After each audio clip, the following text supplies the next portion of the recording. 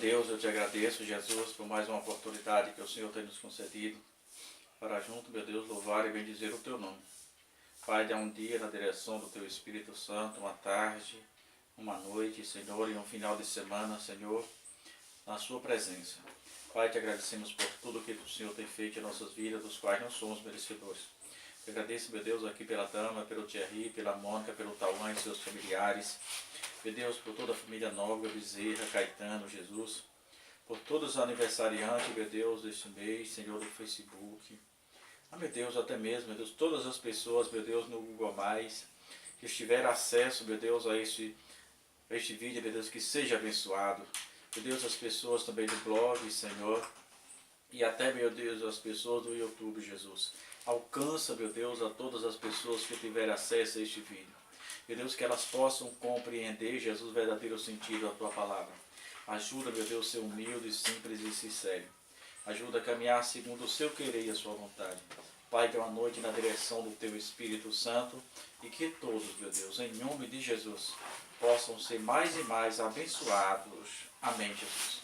Minha palavra é a nossa irmã Dama. E aqui, Salmo 117, eu já li muitas vezes, que é assim: louvai ao Senhor todas as nações, louvai-o todos os povos, porque a sua benignidade é grande para conosco e a verdade do Senhor dura para sempre.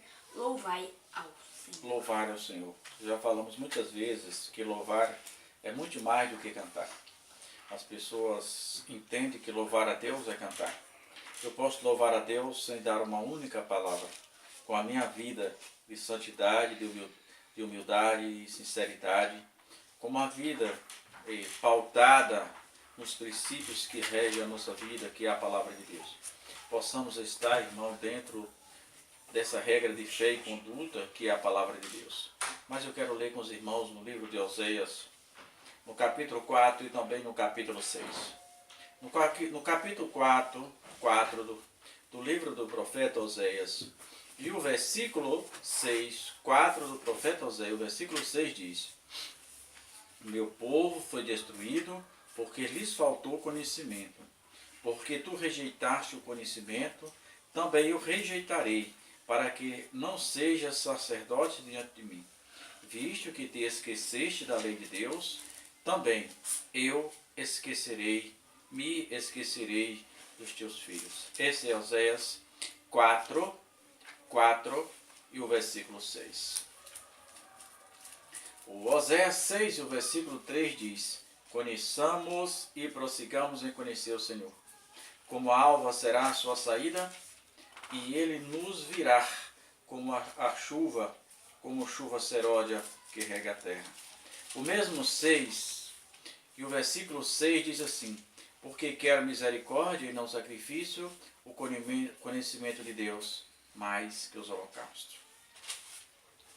Irmãos, eu escolhi ler esse versículo porque entende-se que conhecer a Deus é muito mais do que falar que Jesus é bom. É muito mais do que ir para a igreja, cantar, até mesmo pregar.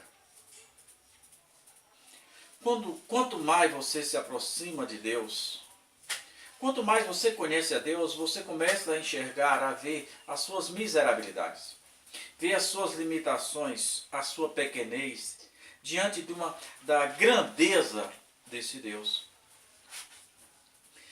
Às vezes queremos e estamos falando de alguém, de Jesus para alguém, ensinamentos da palavra de Deus para alguém, e alguém vira para nós com a maior simplicidade do mundo e diz assim: irmão, isso aí foi lá na época de Paulo, hoje já não é mais assim.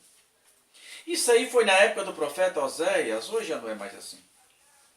Irmãos, quando a Bíblia diz que a palavra de Deus se renova a cada manhã, a Bíblia ela é sempre atual, porque o tempo passa, mas o homem é o mesmo, com os mesmos erros, com os mesmos defeitos. E diz aqui, o Deus manda o profeta escrever: o meu povo foi destruído porque lhes faltou conhecimento. Eu não posso crer na Bíblia naquilo que me convém. Eu tenho que crer na Bíblia como ela é. Não apenas naquilo que eu acredito que é bom para mim. Então, eu não posso admitir que uma pessoa que diz que conhece a Jesus mantém as mesmas práticas mundanas, mantém o mesmo linguajar, pessoas cheias de gírias, que faz tudo que o mundão lá fora faz. Eu não posso compreender isso. Porque tá isso, o profeta Oséias escreveu: meu povo foi destruído porque lhes faltou conhecimento. O mesmo Oséias, no capítulo 6, versículo 3, que nós lemos também, diz assim: conheçamos e prossigamos em conhecer o Senhor. Eu sempre digo que quando você convida alguém para ir à sua casa, principalmente alguém que não é do seu relacionamento, o seu rol de relacionamento, pessoa que você está vendo há poucos, conhecimento recente sobre aquela pessoa, uma das coisas que você se preocupa é como agradá-lo. Que tipo de comida você deve fazer para agradar aquela pessoa? Porque tem pessoas que não gostam dessa ou daquela comida. Então você tem uma preocupação em conhecer mais aquela pessoa. E o profeta Oséias diz: conheçamos e prossigamos em conhecer. Não basta levantar a mão um dia e depois voltar para aquela vida dissoluta, fazendo tudo o que quer. Eu preciso entender. Eu preciso perguntar para Deus: Senhor, o que tu queres de mim agora? O que farei, Senhor, para ser grato a Ti por tão grandes misericórdias, por tão grandes benefícios imensuráveis que o Senhor tem para com cada um de nós. O Oséias 6, e o 6 diz: porque eu quero misericórdia e não sacrifício. Conhecimento de Deus mais do que os holocaustos. Irmãos, quantas pessoas, por falta de conhecimento, eu já vi mãe que corrige os seus filhos, chega no culto de Santa Ceia e diz: irmão, eu quero pedir perdão. Mas por que, meu irmão, você vai pedir perdão? Porque eu dei uma lapadinha no meu filho, eu corrigi o meu filho, eu fiz isso, eu fiz aquilo. E a igreja perdoa. Oi, irmão. Deixa eu falar uma coisa para você. Igreja não tem poder de perdoar pecado. Só existe... Eu estou falando disso porque o Oséias está falando que o povo pecou por falta de conhecimento. Existem 3 tipos de pecado comum. Vamos deixar fora o pecado contra o Espírito Santo, porque a Bíblia diz que contra esse não tem pecado. Se eu pecar contra um irmão, não adianta vir pedir perdão à igreja, porque a igreja não tem autoridade para perdoar pecado de ninguém. Quem tem que me perdoar é o irmão que foi ofendido por mim. A quem eu ofendi, é ele que tem que perdoar. Se eu pequei contra Deus, a igreja não tem poder de perdoar. Quem tem que me perdoar é Deus, é eu e Deus. Eu só peco contra a igreja. E na maioria das vezes quem comete esse pecado são os líderes, porque a igreja não tem esse acesso a esse pecado, na maioria das vezes. É quando eu estou ferindo o estatuto da igreja. Quando eu estou ferindo o estatuto da igreja, aquele estatuto o regimento, como queira dizer, uma vez aprovado, ele vira lei perante Deus. E toda vez que ele não é cumprido, eu estou pecando. Porque eu estou ferindo um regimento. Então, contra a igreja, eu peço perdão à igreja se eu ferir algumas coisas que determinam no regimento que eu tenho que cumprir. Na maioria das vezes, quem comete esses pecados são os líderes. Por que são os líderes? Porque eu nunca vi uma igreja, seja ela qual for evangélica, que na entrada da igreja estivesse o regimento. É mais fácil ter o livro de dízimo, dizendo aquele que não... Você até encontra. Você até encontra que encontros de membros da Assembleia de Deus, ele cita até nome das pessoas que deu dízimo para envergonhar aquelas que não deram. Mas, este pecado que seria o regimento da igreja, que a igreja não sabe, são engordados, porque não sabe sequer os seus deveres, porque eles só sabem o que os líderes dizem, e os líderes só dizem aqueles que eles convêm. O que é direito do membro, ele não diz.